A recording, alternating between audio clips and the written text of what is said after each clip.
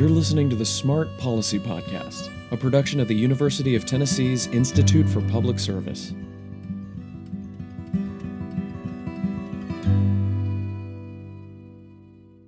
Despite significant changes at the federal and state level, the rate of opioid prescriptions remains startlingly high. The most recent data shows that Tennessee is still hovering around 60 prescriptions for every 100 people in the state. Again, that's prescriptions, not pills. As such, many patients are still facing the same on-ramp to opioid medications that got us stuck in the opioid crisis in the first place. Yeah, I went in for a surgery. I got that opioid. I stayed on it. I continued to get it with my doctor, and I was addicted. More opioids means greater risk of blood clots. It means greater risk of failed physical therapy. It means greater risk of having to go back for another surgery. It's all of these things that none of us want. It's a bad experience for the patient and more expensive. My guests this month are Brand Newland and Michael Doty of Goldfinch Health, Melissa Armstead of Southern Tennessee Health System, and Kathy Federico of Lifepoint Health. In 2024, Goldfinch received a grant to implement a primary prevention program focused on non-opioid pain treatment in surgical settings, and they partnered with a hospital in Lawrenceburg, Tennessee, located in the rural south-central portion of our state. Part of what we're doing is making cultural and behavioral changes. If they have a mindset around opioids, they might say something that leads you to think, why didn't I get opioids? Or I should be expecting opioids. And so this is really a cultural issue within our healthcare system that we are trying to change one patient at a time, one healthcare professional at a time. And so them knowing that there's other methods and we're on top of controlling their pain and we're doing it in the safest way possible was key to that. The early success of the Billion Pill Pledge in Lawrenceburg genuinely surprised me. I worked in rural emergency departments from 2014 to 2018 during the rise of fentanyl, and so I know firsthand how significant it is to so dramatically reduce visits to the emergency room for pain control. We've had 0 come back in our ER for pain control, which is huge. In this conversation, we talk about the program, how it works, how it rolled out in Lawrenceburg, and what the future of non-opioid pain treatment may look like at the clinical, scientific, and policy levels. My name is Brand Newland. I'm the CEO and co-founder of Goldfinch Health and the Billion Pill Pledge. I'm Michael Doty. I'm the Director of Provider Success with Goldfinch Health.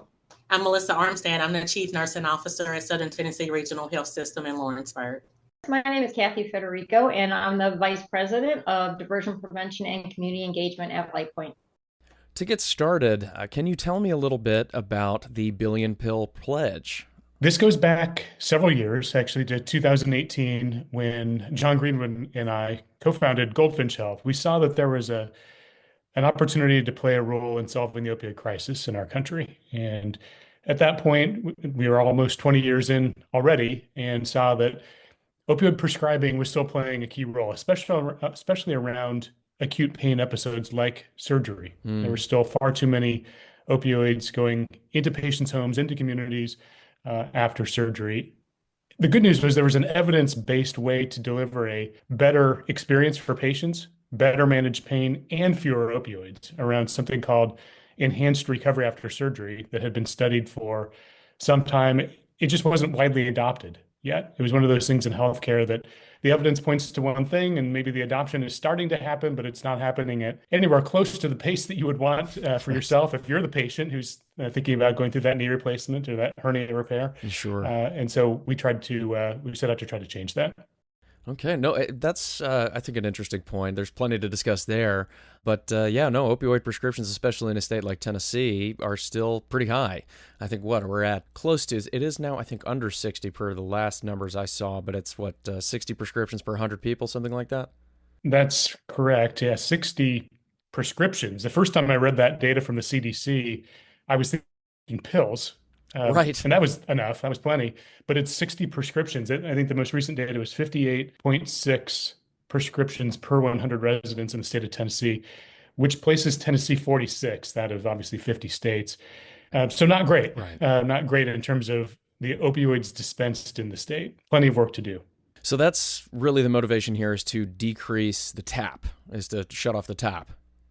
Yeah. So what we did with Goldfinch Health to get started was we looked at, okay, we agree that there are perhaps too many opioids being still prescribed around surgery, and there's this better way through, better preparing patients through the stress of surgery, physical, psychological stress, that's been widely supported by clinical evidence to be better for patients and for the system overall. So how are we going to solve for that? So the first thing that we did, again, going back several years, was we created a program that could be implemented as part of the benefits, part of HR benefits for an employer. And we still do this today as Goldfinch Health. We work with employers around the country to bring a better, more proactive experience in surgery and recovery for employees and family members of the companies that we work with. So we've been doing that for some time. May I ask a little bit about how Yeah. that looks? I think a lot of people are listening now expecting, how this has been rolled out as from the patient experience, but in terms Yeah. of employer benefit, that's rather interesting. Yeah, whenever you have something like this, for better or worse, this isn't the only area of healthcare where evidence supports some innovation that isn't as widely adopted as all of us would hope. First and foremost, as patients. Sure. But when you find something like this that is, worth the time and attention to go after, trying to be a catalyst in greater adoption, usually the first choice is, do we go try to help the healthcare providers do this in a different or better, more ubiquitous way? Or do we go to the kind of the demand side of the market and start with the patient, better understanding and demand, but maybe even more important and just as important in our healthcare system is making sure that the purchasers of healthcare in our American healthcare system understand this better way through and what it would mean to them and what it means to an employer to have a patient who's better supported through surgery and recovery. Again, whether it's an orthopedic procedure or a women's health procedure or a cancer procedure, that means a patient who is back to work sooner and probably lower cost with higher quality care. And almost as a side effect of that, has fewer opioids. We understand now much better than we ever have in the past that opioids cause all kinds of problems. The long-term use, misuse, abuse piece of it that we're going to spend quite a bit of time talking about today, and you certainly focus on this series of podcasts, is a big piece of it, right? But that happens in a more extended way down the time horizon.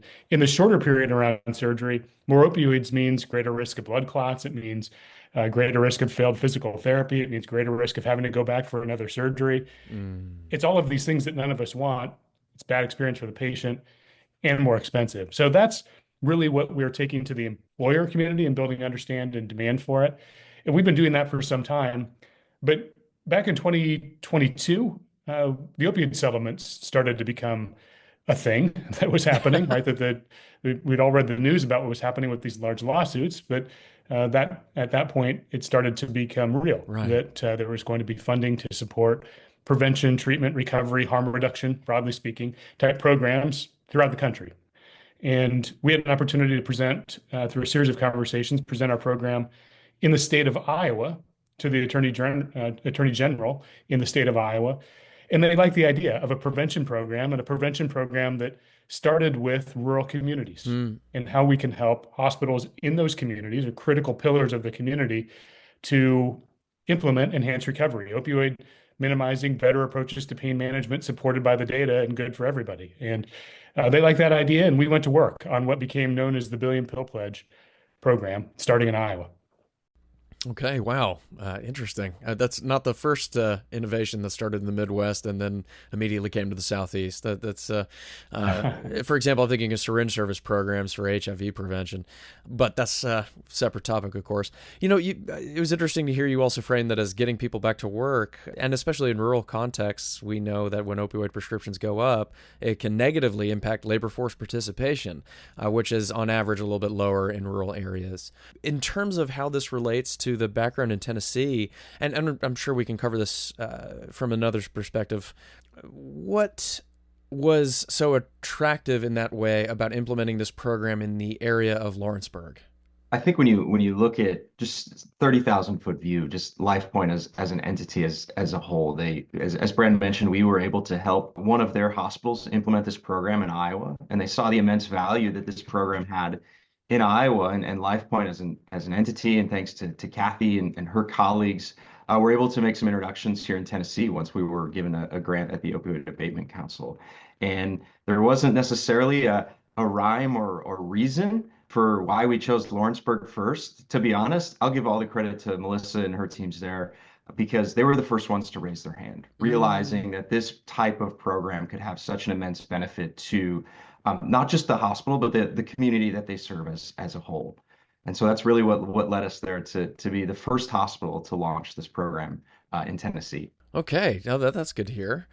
Well, I guess this flows. We've been dancing around it. Can you tell us a bit about how the program itself looks? I mean, what does it look like to the patient to get this alternative to opioid post-op treatment plan?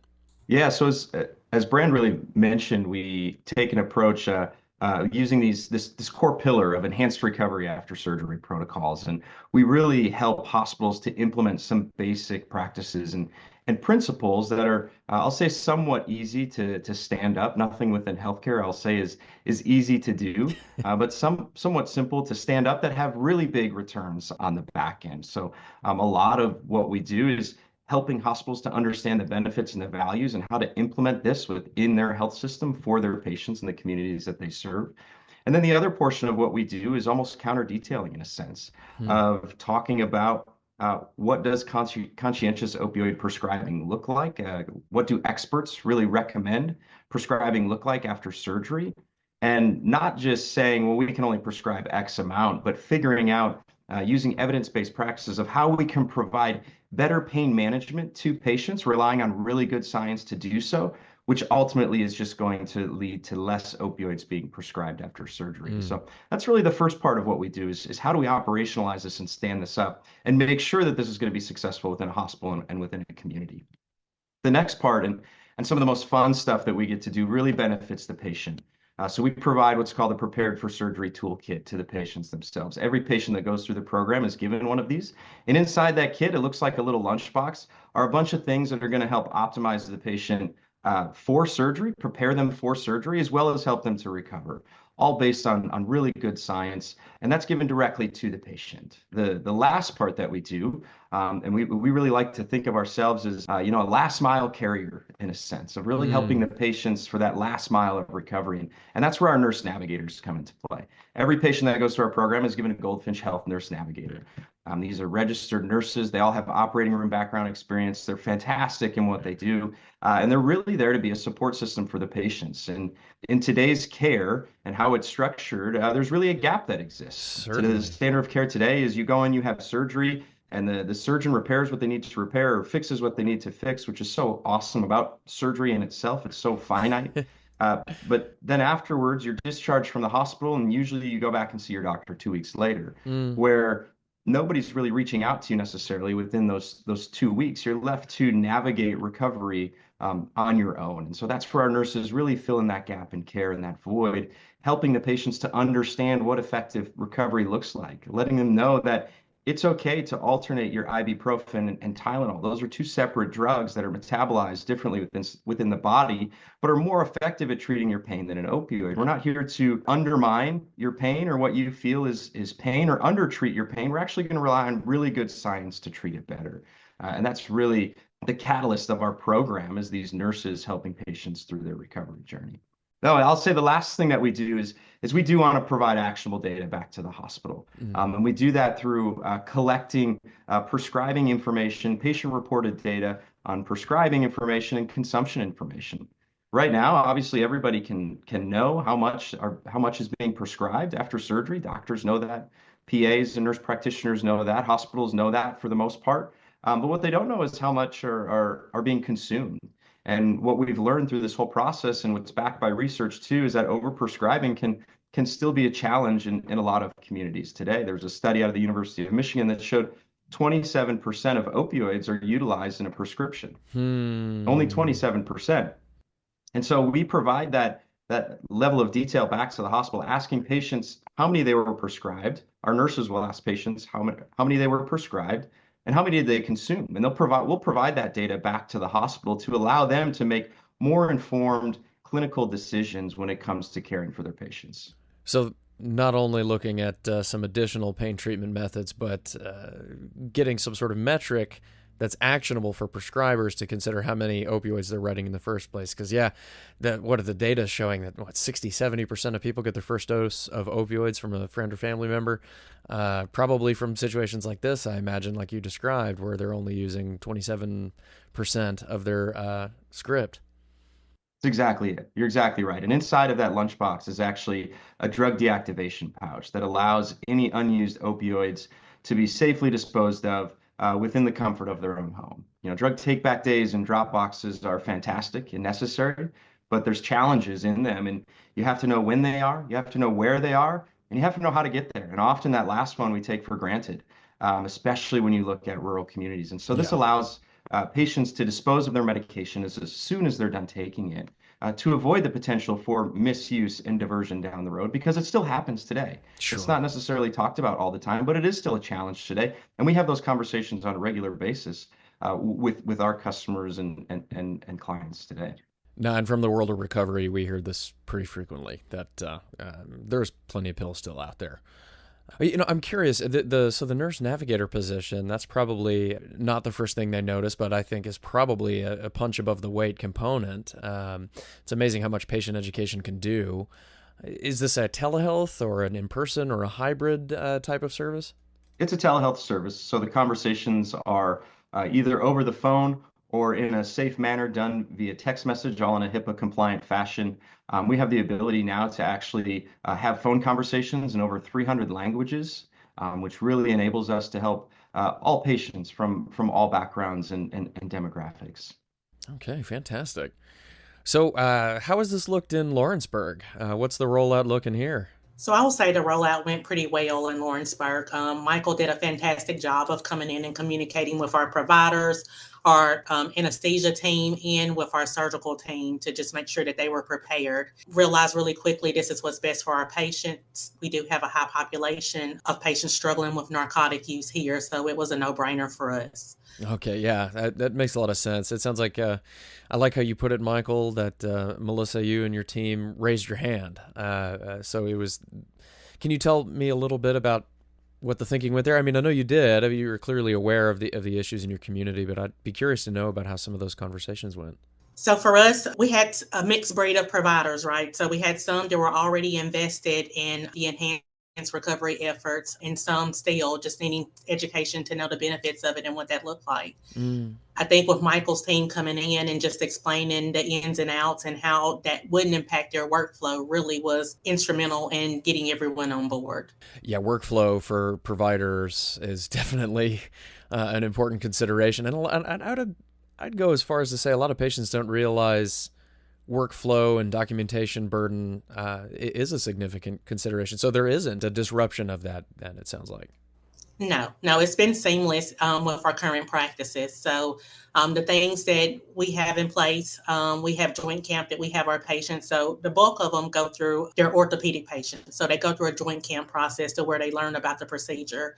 So implementing pain control and things like that, that's a part of the conversation that we're having already. So it was easy to go ahead and implement the knowledge from this program into that as well. So a lot of times when we see patients, the biggest thing that they worry about is what my pain relief is going to look like post-op. And so them knowing that there's other methods and we're on top of controlling their pain and we're doing it in the safest way possible was key to that. How's the response been? So I will say with our patients, we've had 0 come back in our ER for pain control, which is huge. Wow. Especially for orthopedic surgery. That's huge. Yeah, so for year to date, that means not a single patient has come back in our facility for pain control. I'm actually genuinely surprised by that. That's amazing. Yeah. Okay. Well, how's the rollout of the nurse navigator support been? So our office team especially has spoke so highly. They don't ever want to take that away. And being in a rural hospital, our resources are very limited. Yeah. So having that nurse navigator contact the patient when they're scheduled for the procedure, a contact in the days leading up to and on the post side has been phenomenal. And I think that contributes too to our patients not coming back into the hospital because they have those things answered before they come in and after. You get a lot of information in the days leading up to surgery. Right. So the more that you hear it, the better that is. So they're hearing it not only from the hospital, from the office, they're also hearing it with that nurse navigator to help reinforce those things. So that's, I think, a very interesting point as well. Is what does the lead up to surgery look like with this program? So our patients generally, they can start anywhere from coming in through our ER or going directly to the clinic. They realize that they need to have a procedure done. They start that conversation of what those days leading up to. They need therapy to be optimized. And I'm sticking to the orthopedic plan because that's the majority of what we have. But they're talking about therapy and things to optimize the recovery on the post side. And then in that conversation, they're talking about how you manage your pain and pain scales, how to rate that and when to raise your hand before you get to where you're hurting too much. Once that patient is scheduled for surgery, they come through our joint camp here. In that joint camp, they are talking about what you need to do. And that person has to come with a coach as well. They're talking about the things that you need to do, again, with therapy, pain control, early mobility. Those things are reiterated there. Once they come in day of surgery, we're talking about it pre-op as well. And again, in between that time, that nurse navigator is having those conversations. When they're post-op, right after surgery, there's a nurse going in the room saying, hey, we need you to get up, getting you mobilized. Are you hurting? This is how we're going to take care of you. And then again, when the patient goes home. So that's kind of what it looks like leading up if I'm that patient. That's how much I'm hearing that information. And so I feel solid and confident in that plan and that I'm going to be taken care of. Oh God, and just that level of confidence. There actually is some studies out there about confidence in healthcare facility and team in terms of outcomes, especially patient satisfaction at minimum. Okay, joint camp. That's a term that some in my audience might not be familiar with. Can you tell me a little bit about that? For sure. So it is exactly that. So if you're getting a joint replaced, knee, hip, you're coming in and it's a camp, if you will. So those patients spend 2 to 3 hours with us and they're going through a pre-op assessment. There's education. They're getting any imaging. All of those things happen. We try to get it in one day so the patient doesn't have to come back and forth. That ties right back in and how that nurse navigator role is that important, because as you can imagine, if you're getting 3 to 4 hours of education and information, you still need that backup to reinforce those things. Okay, so yeah, this really does seem to have plugged right into the model that y'all had. What kind of surgery? So obviously plenty of orthopedics if we're talking about joints, but are we also thinking gallbladders or maybe some cardiovascular surgeries? I mean, what kind of surgeries have had this plugged in? Gallbladders as well. As far as cardiac surgeries, that's not a service line that we do have. We're pretty rural here, but all of our service lines, we have implemented this into our process. Okay, wow. Kathy, I'd love to talk to you a little bit about how this extends to other facilities within the Lifepoint system. Well, first, I just want to say how extremely lucky we are that we have this opportunity to work with Goldfinch and the Billion Pill Pledge. I did want to kind of mention something with being with DEA, if you wanted me to talk about that a little bit. Yes, please. But as I'm sitting here listening to this and thinking back around some of our activities we did with DEA, I was a diversion investigator. We did those investigations on those doctors that were pushing out those opioids. And we interviewed a lot of those individuals that you would hear, I went in for a surgery. I got that opioid. I stayed on it. I continued to get it with my doctor and I was addicted. And so we spent a lot of time. We even did some outreach. We did a lot of community outreach, and we also tried to get providers to prescribe less, but that didn't happen real well. So I love that the Billion Pill Pledge is actually going into the hospitals and really going to the root cause of where everything is at. And the education piece, I think, to me, is one of the number one pieces we couldn't do at DEA. We couldn't give these individuals, how to manage their expectations around pain and surgery, because that's where it has to start, is at those patients. So I'm getting a little choked up here, but no. So this is why I think this program is just so important. And I'm hoping that we can take this program and extend it through our hospital systems to be able to really stop those opioids from even starting to get into those communities.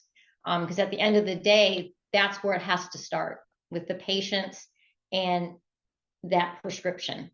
That it's almost a cultural thing, but I don't even want to say that because that comes with a certain connotation. There's this space that you're referring to. That's been previous guests, notably, for example, Sam Quinones, the author of Dreamland.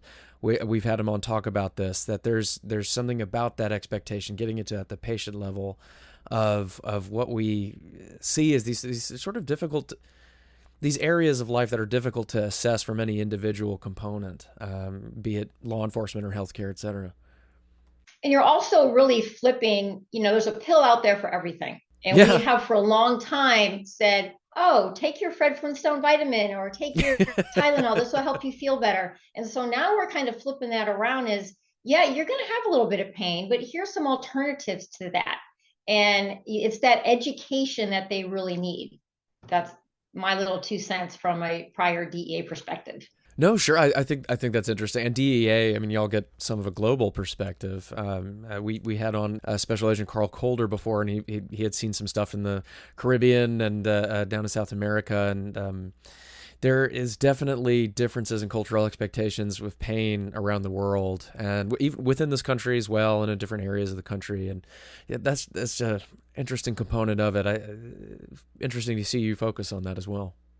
And I'm just going to throw this fun fact out there from when I used to present with DEA was I think that we consume 99% of the hydrocodone that is actually manufactured in the world. Yeah, it's a pretty staggering amount. I mean, Tennessee alone is much higher than literally most countries. But no, this has been a great opportunity, and like I said, we are really trying. Our goal is to get this into our hospitals so we can really drive this program and drive down those opioids. To elaborate on what Kathy said a little bit earlier, part of what we're doing is making cultural and behavioral changes. Brand can talk about this from his experience and as a pharmacist and going through education, but we've all been taught a certain way, thanks in part to large marketing budgets of pharmaceutical manufacturers who just flat out lied to the American public. And now, we're being compensated for that and trying to undo some wrongs. But we've all been taught that the way to treat pain is through the use of a monotherapy like an opioid. And simply when you rely on good science and data, that's just wrong. That's not the way that you should be treating pain. It should be a multimodal approach, especially in the acute care setting that we're all familiar with and that we operate within, not to use a bad pun, but it should be a multimodal approach to the pain management. You should be wanting to exhaust all of your non-addictive and opioid-sparing pharmacologic and non-pharmacologic options first before going to that opioid. Our mission at the Billion Pill Pledge, it's not to eliminate opioids entirely. We know they serve a purpose, a good purpose indeed. But it should be the last thing that you're reaching for or the highest thing on the medicine cabinet and the first thing that you get off of because of the dangers and risks associated with taking opioids for multiple days at a time and ultimately developing a dependency on that medication or becoming a new persistent opioid user. And that's what we're trying to avoid in the first place by going directly to the source. Right. For example, y'all are not talking about terminal cancer patients or something like that. Yeah, that's that there are different situations requiring different treatments. I like your use of the word monotherapy. Kind of brings to mind monocropping, and immediately I jump to, well, if you monocrop, you end up with a potato famine. So, but Brand, I would love to hear some of your thoughts that Michael indicated. Well, I still remember sitting in pharmacy school in the early 2000s when I was there, and I'm sure I'm not the only person who was educated in the last quarter century who saw these slides, but we saw the evidence, so to speak, that OxyContin was not addictive because it was slow release. Right. That was the talking point, and it wasn't just in the marketing materials that were being passed out by pharmaceutical reps. It was in our slides delivered by our professors at my College of Pharmacy. I went to the University of Iowa College of Pharmacy, and it very quickly, there was no question asked that opioids were gold standard. That was the best thing you could provide to a patient in any pain situation, of course, including surgery. We know a lot better than that now, but the idea of pain management really sort of started and ended with opioids and how do you prescribe the right level of opioids. And of course, that created this almost echo chamber of patients expecting it. They knew what happened when you went in for surgery or they went into the emergency room because they'd been there themselves before. They'd had neighbors or friends or family who'd been there. And if all of a sudden you showed up to your hospital and now you're talking to a doctor who's maybe emphasizing some non-opioid options, there could be some concern that maybe I got the wrong doctor, right? I got a bad doctor. And so this became self-perpetuating at some point. And that's the kind of unwinding that's underway now, and that we're really trying to help to catalyze or do our part to push that boulder up the hill a little bit further. I would say it's not some of the most shocking, news that I've heard as it relates to just this system of opioid pain management is this isn't a doctor. We're not blaming doctors for No, doing of this or course. anyone else in the healthcare system. It is the system overall. And we Right. hear stories where it wasn't a healthcare professional, so to speak, who made the recommendation around opioids to begin with. It may have been someone else in the hospital, the receptionist, the person who was parking the car, or helping you with your car, helping you in. If they have a mindset around opioids, they might say something that leads you to think, why didn't I get opioids? Or I should be expecting opioids. And so this is Ah. it's really a cultural issue within our healthcare system that we are trying to change one patient at a time, one healthcare professional at a time. That's, yeah, the expectation. From some of the past experience I have myself, I definitely know exactly what you mean. That it's just kind of this blanket everywhere. Now, as you also indicated, I think the tide is turning. This is a policy-focused show, of course. So we know at the federal level, there's been a new bill introduced last month, the Alternatives to Pain. That's capital PAIN Act, looking at non-opioid pain management approaches. Here in Tennessee, last year we had a law that prohibits. Now this is legal insurance speak, but it prohibits TennCare from disadvantaging non-opioid treatment methods. So in other words, it's just, you can't pay less, or you have to pay it at a competitive rate. So in this landscape, I'm not asking you to think on a specific bill or piece of legislation. Just in general, this overall trend at the federal and state level, it does look like that conversation is changing at the policy level. Is that your perspective?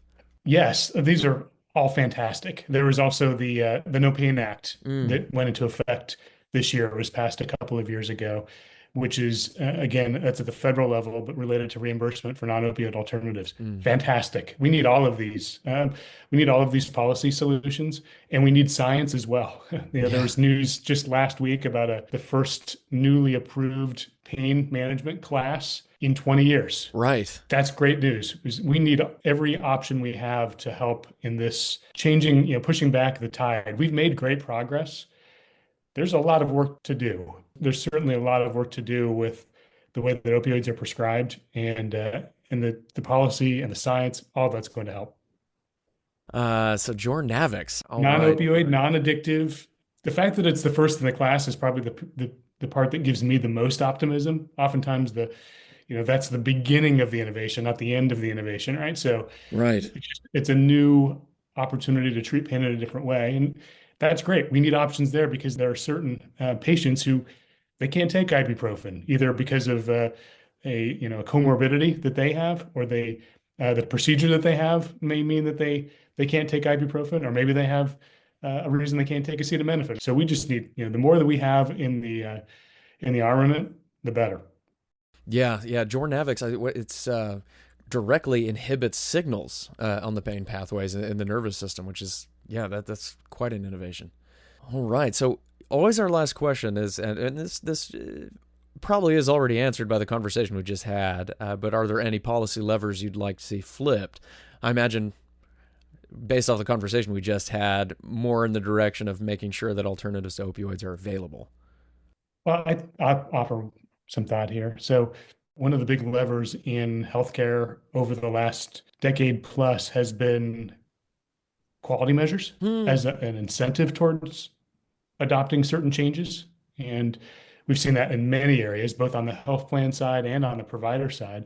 In addition, we've seen value-based care Right. continuing to spread. There's a new model coming in Medicare called Medicare Team, which will be launched in 2026 for certain hospitals across the country. And that relates to 5 surgery types and the costs around the care provided, the bundle of care provided for those surgeries. Right. There's an opportunity to build the opioid piece of that as a core element of a freestanding quality measure or part of these value-based measures, because we know that opioids are a driving factor towards less optimal care than all of us would want for ourselves or for our loved ones. It leads to complications and costs that aren't related to addiction and long-term use. Yeah. That's certainly part of the picture, but there are other pieces to it as well. And so there could be ways that I think we go the next step beyond making sure that alternatives are treated fairly and available and accessible, which was just mentioned. There could be other ways of helping to bring the provider community along towards the kind of behavior that I think we're all sort of hoping becomes more standard. There are standards out there today around opioid prescribing. Johns Hopkins has some opioid prescribing standards post-surgery, and a Michigan group called Michigan Open has another set of standards. And that helps to answer the question of if I've been prescribing, let's say 50 pills after every procedure, what should I be prescribing? That's what I've learned, and that's what my mentors taught me when I was in residency. But what's a reasonable number now in the year 2025? And that helps to drive towards what is reasonable. There isn't an incentive to go there yet.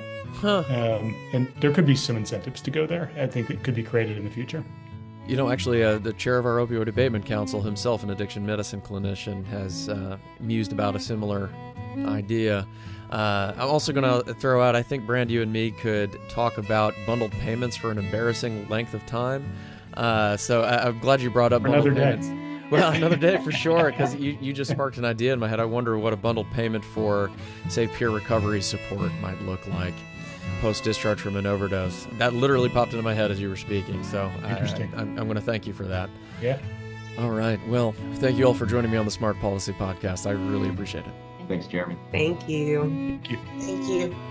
For more episodes on in-depth discussions on Tennessee policies related to substance use disorder by a range of local experts, please subscribe to us wherever you get podcasts and visit our website at smart.tennessee.edu. I'm Jeremy Corvelis. Thank you for listening, and see you next month.